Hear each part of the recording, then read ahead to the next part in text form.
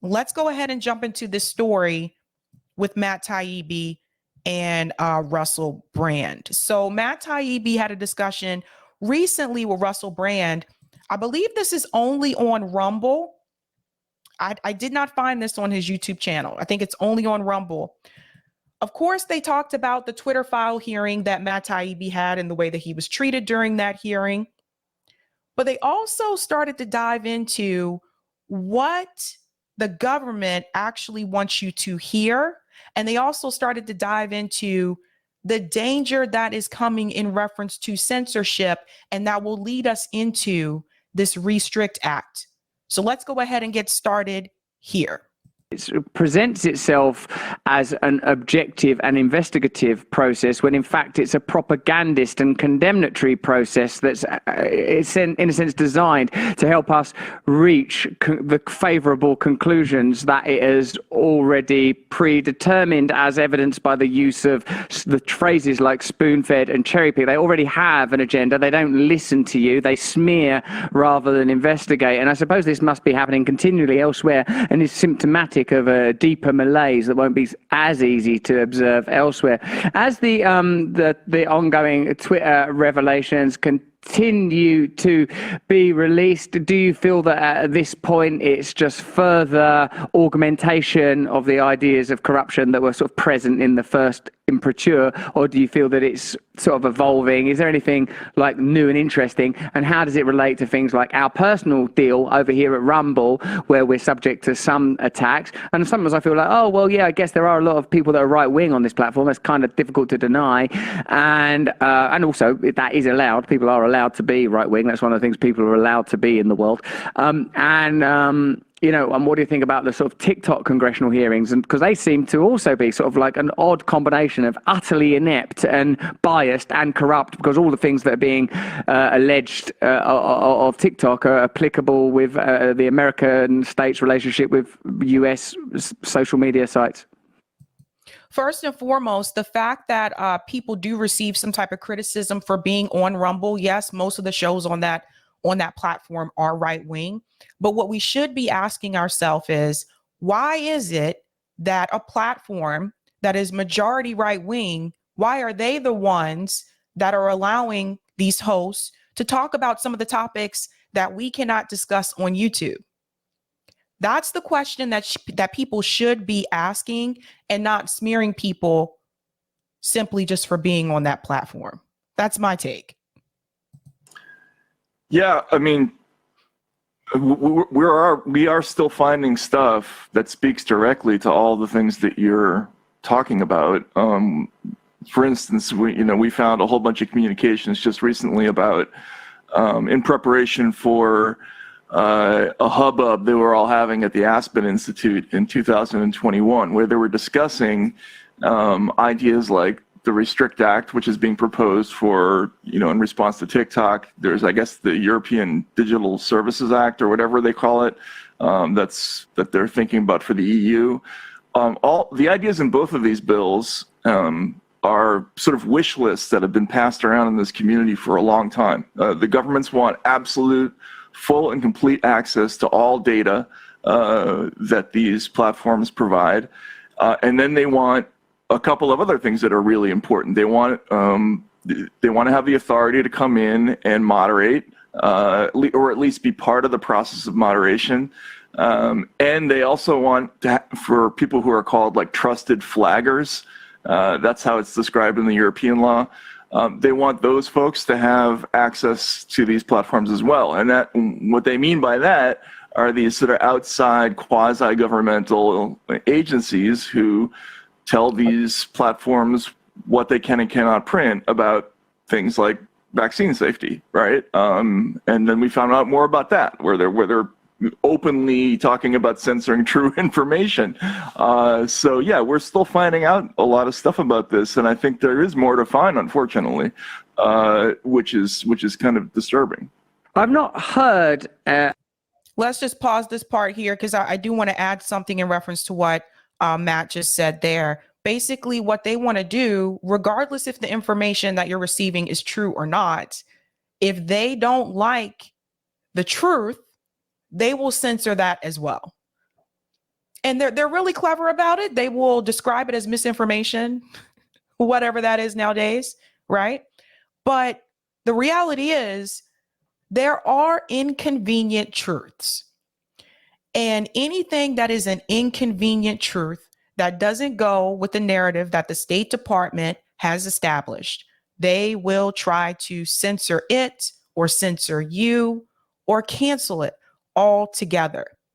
That is why you see people like Russell Brand, Kim Iverson, Glenn Greenwald going on to these alternative platforms like Rumble, because yes, they can discuss some of these issues at great length and detail on Rumble and not so much on YouTube. Also, not so much on Twitter or Facebook, to be honest with you. So that is the problem. Now, is this to say that they're never going to come after Rumble? Don't know. Can't say that. You see what's happening right now with TikTok. But this Restrict Act bill is incredibly dangerous, whether you use TikTok or not. That's the troublesome part. The US government wants to be in your home. They want to intervene in your daily life. Essentially, they want to establish a surveillance state. That is what this is really about. They want to see what you're doing. They want to see what you're saying. They want to see who you're talking to, who you're not talking to. They want to control your life. A maxim more disturbing lately than a trusted flagger. If someone comes to me claiming that they're a trusted flagger, I think I'd be more at ease with someone who announced themselves as a paedophile. It just sounds like a disturbing thing to call yourself. What's a setup? Absolutely. Yeah, no, I mean, but that's in there. That's in the Digital Services Act. If you look at the bill, there's a whole list of things that would apply to the various different types of companies, and one of them is sort of access for trusted flaggers. Twitter has its own language that's similar to that. They have people they call trusted partners who determine for them, who are allowed to make determinations about content, or whose determinations they will take seriously. So yeah, I mean, this is all it's straight out of 1984. All this. Yes, and Elon Musk actually just released the coding for Twitter, so you can see why some people constantly trend on Twitter and why some people don't. So now that he has released that strand, that code, it's crazy. Like, there's one strand of the code that says author such and such ... So there are certain authors on Twitter, certain Twitter accounts that they have already decided are going to be the ones that are going to trend. Those are the people whose tweets get elevated above and beyond. There are certain organizations that they have code strings for to do the same thing. So it's all controlled behind the scenes, right? So if someone is trending and you see this person trending every week, chances are there may be a code for them to do so. Stuff, the language, yes. This is my time. I'm reclaiming my time. This is my time. How dare you? How much money did you make during that time you were talking just then? Where did you get it? You and that bastard Schellenberger, a dangerous, stinking terrorist, and you don't wash properly either, I don't imagine. Matt, thanks. It's good fun, wasn't it? I said I was going to do it at the beginning of the show, and then I thought I'm not going to do it because I respect Matt too much. But then I thought, no, it will be funny, so I did do it. That was my process. But hey, the EU apparently are introducing legislation that means that what was covert is now becoming sort of overt, where they're sort of saying platforms like Rumble, we're just going to shut them down and ban them from EU states, which doesn't include Britain anymore, as a matter of fact. So, to hell with them. But it's interesting, isn't it, that they are essentially just going to legislate against free speech because they have to. And one of the ways they can do that is saying that free speech is a code for racism or hate speech or whatever. And of course, there is such a thing as racism and hate speech. But what we continually say is we want to use these platforms to tell the truth and attack powerful institutions, and also to have the ability to speculate and have fun and joke and all those kind of things, but not really to hurt people. I hate the idea that someone would be hurt as a result of my words. So what do you think? Do you think, Matt, Matt, that we're going to see more and more overt legislation and maneuvering to shut down the ability to communicate openly in the way that these platforms facilitate? Absolutely. That's one of their primary goals, is to make it impossible for people to have unfettered communication. If you look at the Digital Services Act, it's a lot like the recommendations of the Aspen Institute, and it's got a lot in common with the Restrict Act here in the States. Yep. When you look at the sections about giving the government access to data, what they really mean by that is they want everything, every kind of content that's created on the platform has to be done in a format that can be algorithmically searched. So even video, or if you have something, a conversational platform, they have to be able to automatically generate a transcript quickly, so that whatever AI they're attaching to surveil and monitor people has to be able to look out for keywords quickly. And it's funny, we did a thing about this thing called the Virality Project, and they were upset. One of the things they were upset about when they were reviewing COVID information was that a worldwide freedom rally that was held last year, I think, or 2 years ago in Europe, had been organized on Telegram, where they couldn't search it, where they didn't know it was coming. And so that's part of their thinking. We don't want any more of those spaces where we can't search. We want everything searchable, and we want it instantly searchable. Okay, that piece right there is very, very important. When you think about some of these apps like Telegram, a lot of people, or some people, are saying, let's migrate from Twitter over to Telegram, right? Because they're not really keeping an eye on that, at least not for now, right? They really do not, and by they, I mean the US government, they really do not want us to be on these apps that they cannot see what's going on and they can't search it, or there is no algorithm. They really do not want that. So apps like Telegram, they kind of see as a threat, right? Some people mention Discord. I have seen censorship on Discord, by the way, so I'm not quite sure if that is one I would recommend per se, but this speaks to a larger issue in reference to censorship, because we are moving on to this Restrict Act, which I hope more people will talk about this. This is very scary. So first, I want to show you a quick summary of the bill and show you who actually introduced the bill here. The Restrict Act, S686. This is introduced by Senator Warner and Mark R. I don't know why they didn't put Mark's full name out. These are the ones who have introduced the bill, but there's also people like Kirsten Gillibrand, who's also signed on to this bill. It has bipartisan support. Now, quick summary here. Restricting the emergence of security threats that risk Information and Communications Technology Act, or the Restrict Act. Make this bigger. Their font is so tiny. This bill requires federal actions to identify and mitigate foreign threats to information and communications technology, products and services. It also establishes civil and criminal penalties for violation under this bill. This should concern every single one of you. Civil and criminal penalties for violations under this bill. They're actually trying to make it legal for them to arrest people who do not comply with the technology policies for this bill.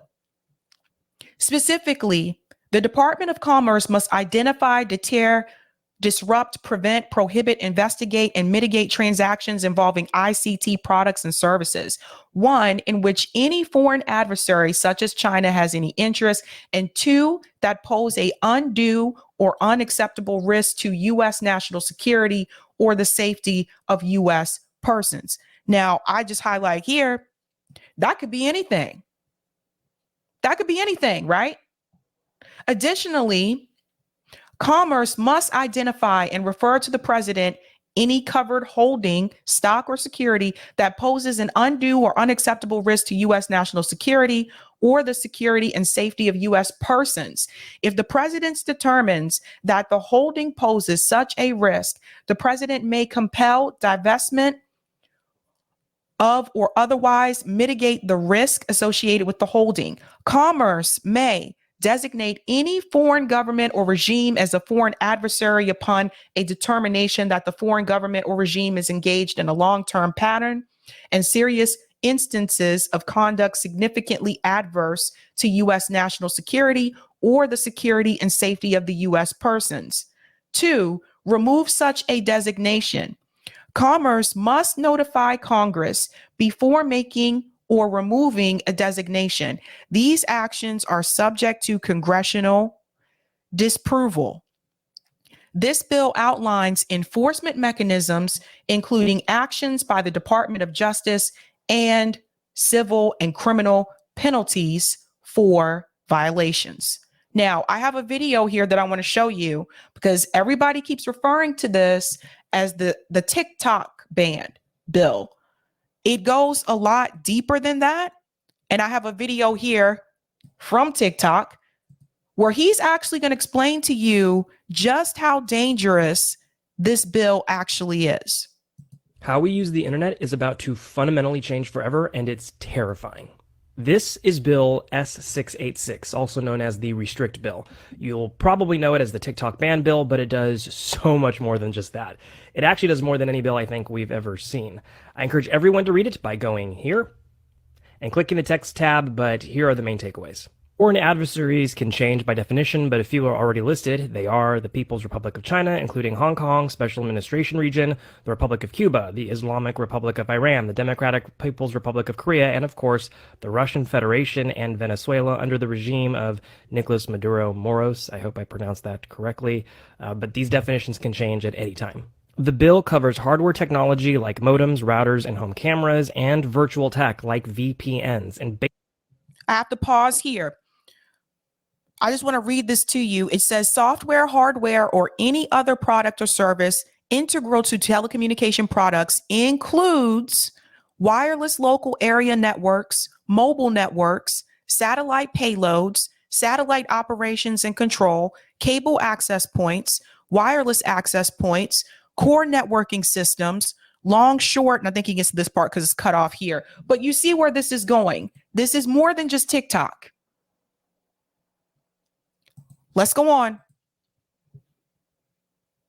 Basically bans them if they are manufactured by or used to contact and deal with foreign adversaries. Speaking of VPNs, using VPNs to bypass banned apps such as TikTok is made a criminal act under this bill. And did everyone hear that? Using a VPN, because some people said this when we were talking about that TikTok hearing, using a VPN to access TikTok, that is actually a criminal violation under this bill, meaning they can arrest you and jail you for this. This is why it's important, I say, you have to actually look at these bills and not just the summary and not just listen to what they're saying about the bill on mainstream media, because mainstream media is not telling you all of this. Let's go on.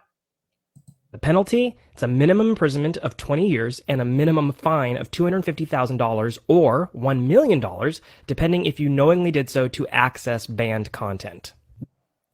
Minimum sentence of 20 years in prison. The bill gives the federal government the power to monitor any activity used by these suspected devices, virtual or otherwise. Essentially, they can monitor what you are doing at home 24/7 without even informing you. This includes things such as routers, video games, streaming apps, smart thermostats, Ring cameras, basically anything that uses the internet. For all of my video streamers in the house, this bill, in my opinion, is an invasion of privacy. If you are using a router, basically this gives them the permission to spy on you. Essentially, that's what this is. If you are a video game streamer,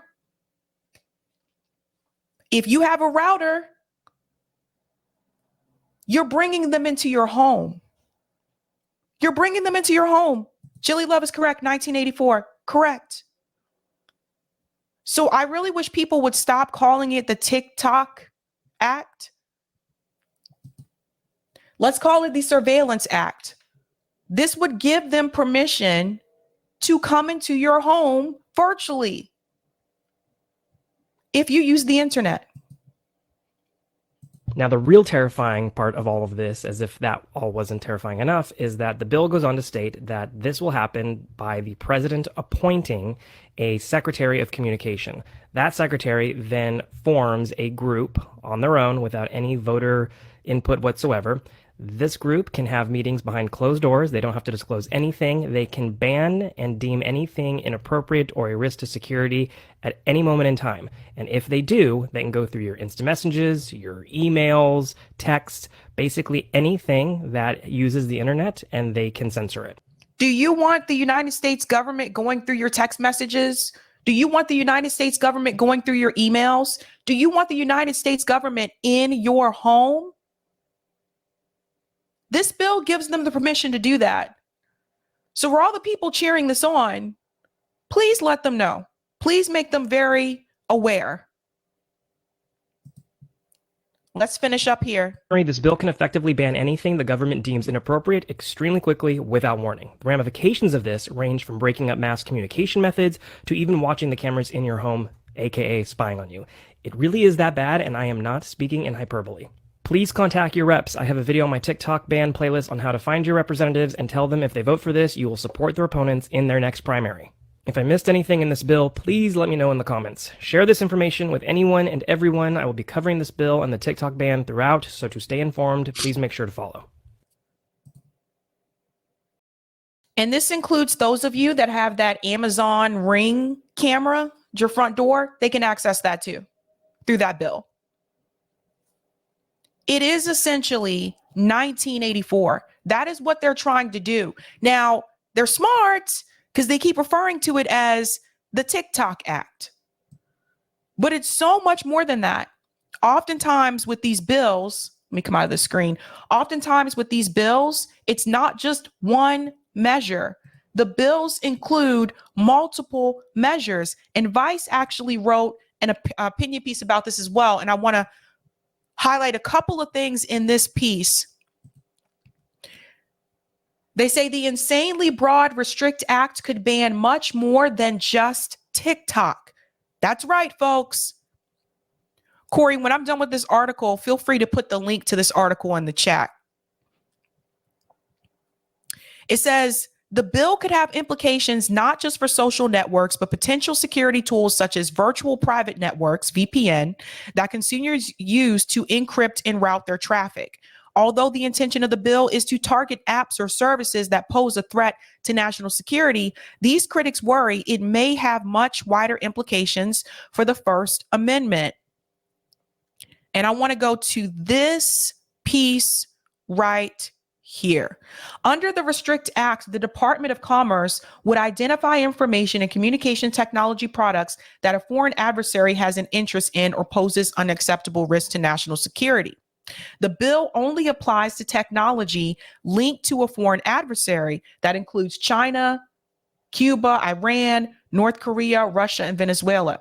However, the bill's language includes vague terms such as desktop applications, mobile applications, gaming applications, payment applications, and web-based applications. It also targets applicable software that has more than 1 million users in the United States. The Restrict Act could lead to apps and other ICT services with connections to certain foreign countries being banned in the US. And then this piece right here. As written, the broad language in the Restrict Act could criminalize the use of VPN, significantly impacting access to security tools and other applications that vulnerable people rely on for privacy and security. Many individuals and organizations, including journalists, activists, and human rights defenders, use VPN to protect their online activity from surveillance and censorship. Not to mention, some companies use a VPN. When I worked at Boston University, we had a VPN. When I worked at MIT, we had a VPN. So I don't know how far they're really going to try to take this. And then 2, the Restrict Act would expose these groups to monitoring and repression, which could have a chilling effect on free speech and expression. And I want to show you who agrees with this bill, because if this is your representative, please make sure you contact them. Here are the people who are co-sponsors of this bill, guys. Tammy Baldwin, Deb Fisher, Joe Manchin, Jerry Moran, Michael Bennett, Dan Sullivan, Kirsten Gillibrand, of all people, Susan Collins, Martin Henrich, and Mitt Romney. They are all co-sponsors of this legislation. This bill has bipartisan support. If you live in those states and one of them is your representative, please contact you have to let everybody know about this, especially for those of you in New York. I know a lot of you are from New York. You need to let your New Yorkers know that Kirsten Gillibrand has signed on for this. Terrible, isn't it? Terrible. So this is very serious. How far are we going to let them go? Thank you so much for putting that in the chat there, Corey. Share that article with your friends. This is why I said they have bipartisanship when it comes to silencing us, when it comes to corporate money, when it comes to suppressing the American people. They have no problem with bipartisanship.